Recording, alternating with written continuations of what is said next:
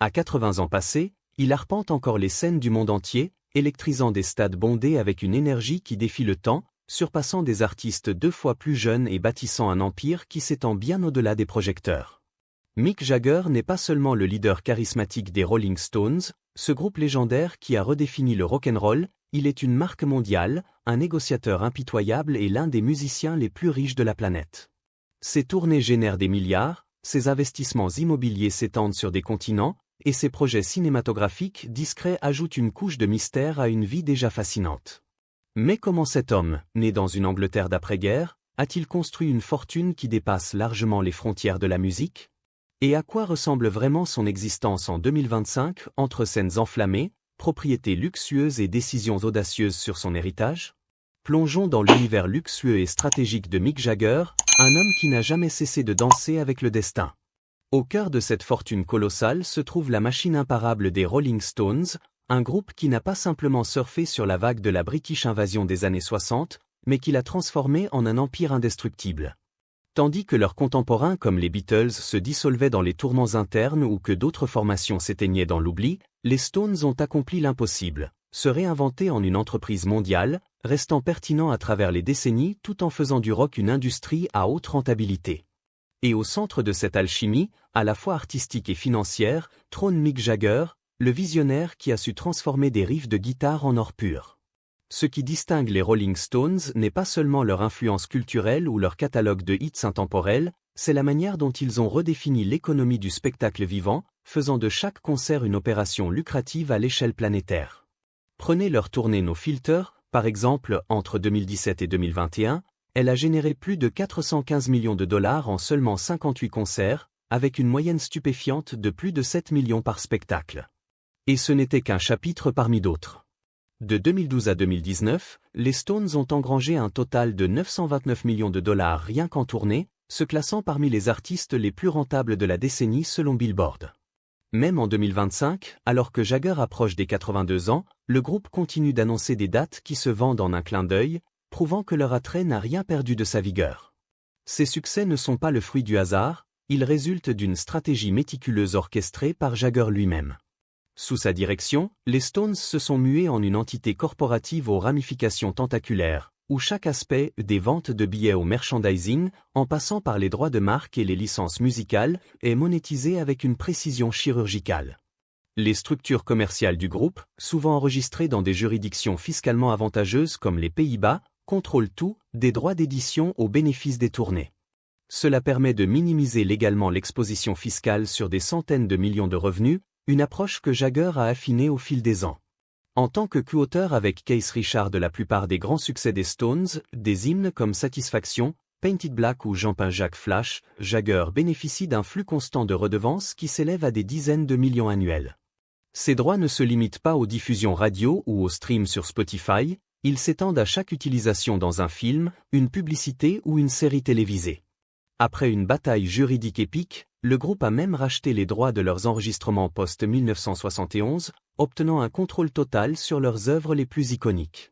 Cela signifie que des albums classiques comme Exile on Main Street, Sticky Fingé ou Some Girls continuent de générer des revenus massifs, réédités en version de luxe, collector ou limitée, et licenciés pour des bandes-sons qui rapportent gros. Au-delà des concerts et des disques, la valeur intangible de la marque Rolling Stones est quasi inestimable. Leur logo emblématique, la langue et les lèvres dessinées par John Pash en 1970, est l'un des symboles les plus reconnaissables de l'histoire de la musique, un moteur de merchandising qui génère des millions chaque année. Des t-shirts vendus en tournée aux collaborations de luxe avec des marques comme Louis Vuitton ou Supreme, les produits dérivés des Stones sont une mine d'or. En 2025, avec l'essor des NFT et des expériences numériques, Jagger a su adapter cette marque à l'ère moderne, lançant des collections virtuelles et des partenariats exclusifs qui attirent une nouvelle génération de fans. C'est cette fusion d'art et d'affaires qui élève la fortune de Jagger au-delà du commun. Si les tournées apportent des cachets vertigineux comme la récente Hackney Diamonds Tour qui a rapporté plus de 200 millions en 2024, les ventes d'albums restent une base solide. Avec plus de 240 millions d'albums vendus dans le monde, le catalogue des Stones continue de prospérer sur les plateformes de streaming, où des titres comme Angie ou Wild Horse accumulent des milliards d'écoutes. Même sa carrière solo, bien que n'ayant jamais éclipsé les Stones, a ajouté des millions à son compte en banque. Des albums comme She's the Boss en 1985, Wandering Spirit en 1993 ou Goddess in the Doorway en 2001 n'ont pas été des blockbusters planétaires, mais ils se sont vendus à des centaines de milliers d'exemplaires, et sans groupe pour partager les profits, les bénéfices revenaient intégralement à Jagger. Plus audacieux encore, en 2011, ils forment Super Heavy, un supergroupe éclectique avec Dave Stewart, Joss Stone, Damian Marley et A.R. Rahman, un projet qui relève plus de l'expérimentation que de la quête de hits, mais qui démontre son désir incessant de réinvention. En 2017, il lance une ligne d'harmonica en partenariat avec One Music et Lee Oscar, des instruments en édition limitée qui se vendent comme des petits pains, portés par sa légende et une base de fans loyale. Peu de gens le savent, mais Mick Jagger s'est aussi construit une seconde carrière discrète derrière la caméra, en tant que producteur de films.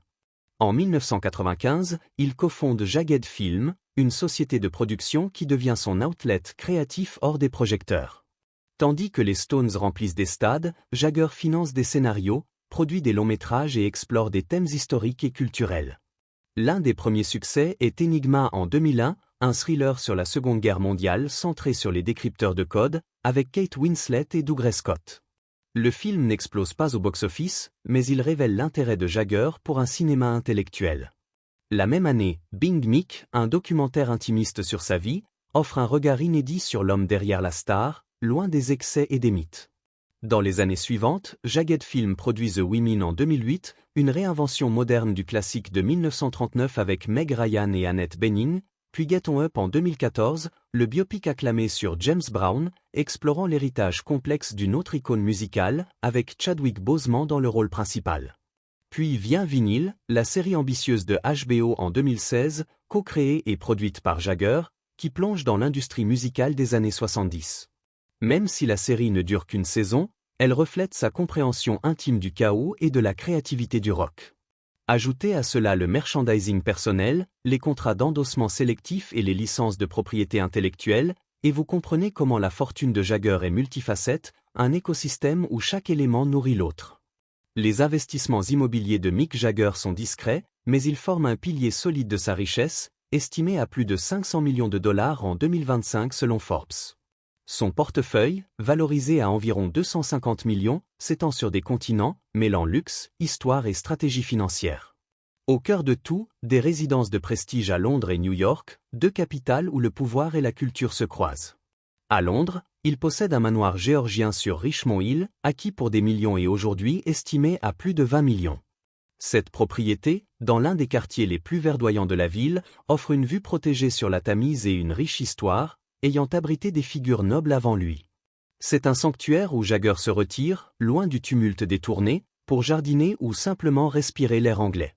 À New York, sa maison de ville de 7 millions de dollars, achetée pour sa compagne Mélanie Hamrick, est un havre de discrétion dans un quartier prisé de Manhattan.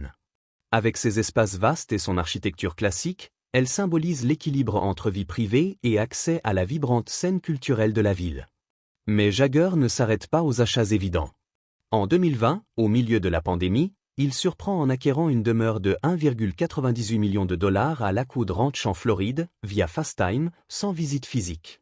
Cette maison de 530 mètres carrés, avec vue sur les lacs, piscine au sel et studio de ballet privé, a été rénovée pour 300 000 dollars avant d'être revendue 3,25 millions en 2022, générant un profit substantiel. Cette opération révèle son instinct d'investisseur, repérer les opportunités, valoriser les biens et revendre au bon moment. En France, Jagger possède sans doute sa résidence la plus romantique, La Fourchette, un château du XVIe siècle dans la vallée de la Loire, acquis en 1982 pour 2,2 millions de livres sterling. S'étendant sur 20 hectares de jardins, forêts et campagnes, cette ancienne demeure de nobles comme Étienne-François duc de Choiseul est un havre de paix où Jagger fait du vélo, cultive son jardin et échappe à l'intensité de sa vie publique. Aujourd'hui, sa valeur a explosé, mais pour lui, c'est plus qu'un actif, c'est un lien avec l'histoire et la nature, un endroit où il recharge ses batteries créatives.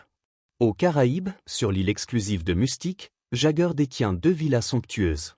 Stargrove, sa résidence principale, est une propriété en bord de mer inspirée du design japonais, avec 6 chambres, piscine-lagon, salle de jeu et pavillon pour enfants. Elle se loue entre 30 000 et 50 000 dollars par semaine aux ultra-riches en quête d'isolement. Pelican Beach Villa, plus modeste mais tout aussi luxueuse, génère un revenu passif stable. Ces biens reflètent son goût pour l'élégance intemporelle et la beauté naturelle, tout en confirmant son statut dans l'élite immobilière insulaire. Récemment, Jagger a ajouté une maison en Sicile à son portefeuille, tombé amoureux de la pointe sud de l'île lors d'un séjour en 2020. Située à Portopalo di Capo Passero, cette propriété en bord de mer, reculée et pleine de charme local, s'inscrit dans sa logique, équilibrée retraite, potentiel de revente et valeur émotionnelle. L'héritage immobilier de Jagger se lie aussi dans les propriétés qu'il a possédées et revendues. Dans les années 1970, il achète Stargrove Manor dans le Hampshire pour 55 000 livres, un manoir qui devient un studio mythique pour les Stones, The Who et Led Zeppelin. Revendu en 1979 pour 200 000 livres, il vaut aujourd'hui des millions, un profit historique. Harley House, un appartement à Marylebone loué dans les années 60, fut un épicentre bohème où passèrent Marianne Faithfull et d'autres. Récemment mis en vente pour 5,5 millions de livres, il incarne l'ascension des Stones. Ces biens ne sont pas des caprices, ils sont gérés professionnellement, souvent utilisés par la famille, ancrant sa fortune dans la transmission. Quand il s'agit de voitures, Mick Jagger n'affiche pas une flotte ostentatoire de supercars chromés. Sa collection, estimée entre 5 et 10 millions de dollars, reflète une élégance intemporelle, un raffinement précis et une passion pour l'ingénierie britannique. La pièce maîtresse est son Aston Martin DB6, une icône des années 60, ultra rare avec moins de 140 exemplaires produits. Associée à des légendes comme Paul McCartney ou le prince Charles, cette décapotable bleu nuit, achetée à l'apogée de sa gloire, vaut aujourd'hui entre 900 000 et 1 million de dollars, boostée par son histoire avec Jagger. Sa Ford Galaxy 500 XL convertible, acquise au début des années 60 pour célébrer ses premiers succès, incarne la liberté américaine. Valeur actuelle, 30 000 à 50 000 dollars, mais avec la provenance Jagger, elle grimperait en enchères. Une Rolls-Royce Silver Cloud 3 complète la collection, un clin d'œil à la tradition britannique, cotée entre 150 000 et 250 000 dollars. Sa Mercedes-Benz S-Class S550 représente le luxe moderne, revendu entre 50 000 et 70 000 dollars. Enfin, une Ferrari 4Sensi, achetée en 1983 avec Keith Richards et Bill Wyman, vaut aujourd'hui 70 000 à 120 000 dollars. Ces voitures ne sont pas des trophées, elles sont des extensions de son style de vie, garées dans ses garages mondiaux. À 81 ans, la vie amoureuse de Mick Jagger reste un chapitre fascinant, mêlant passion, controverse, récemment, une stabilité surprenante. Il est fiancé à Mélanie Hamrick, 38 ans, une ancienne ballerine qui a confirmé leur fiançailles en 2025, nous sommes fiancés depuis 2 ou 3 ans. Peut-être qu'un jour nous nous marierons, peut-être pas. Nous sommes tellement heureux que j'aurais peur de changer quoi que ce soit. Cette relation, née en 2014, a donné naissance à leur fils Devro en 2016, et défie les critiques sur leur différence d'âge de 44 ans. Avant Mélanie, le passé de Jagger est mythique. Dans les années 60, Chrissy Shrimpton inspire des hymnes de chagrin. Marianne Faithfull endure drogue et chaos, leur rupture nourrissant Wild Horse. Marsha Hunt donne naissance à Carrie en 1970, menant à un procès en paternité. Bianca Jagger, mariée en 1971, donne Jade, mais déclare « Mon mariage s'est terminé le jour du mariage ». Jerry Hall, conquise en 1977, lui donne 4 enfants, mais découvre l'infidélité avec Luciana Morad, enceinte de Lucas. Des liaisons avec Sophie Dahl, Carla Bruni suivent, puis Lauren Scott, sa compagne stable jusqu'à son suicide en 2014, une perte qui le marque profondément. Mélanie apporte le calme, et Jagger, à 81 ans, redécouvre la parentalité avec patience. Sa santé est un modèle de discipline. À 81 ans, il s'entraîne 6 jours par semaine, yoga, sprint, musculation, danse. Son régime évite le sucre après 18 heures, commence par des smoothies à l'huile de foie de morue. Après une opération cardiaque en 2019, il revient plus fort. Sur Acne Diamonds, le producteur Andrew Watt dit « C'est le chanteur le plus travailleur que j'ai rencontré ». Famille présente, Jagger équilibre tout.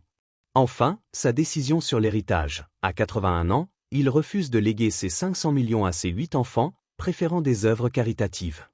Les enfants n'ont pas besoin de 500 millions pour bien vivre, dit-il au Wall Street Journal. Cela déclenche un débat, autonomie ou cruauté?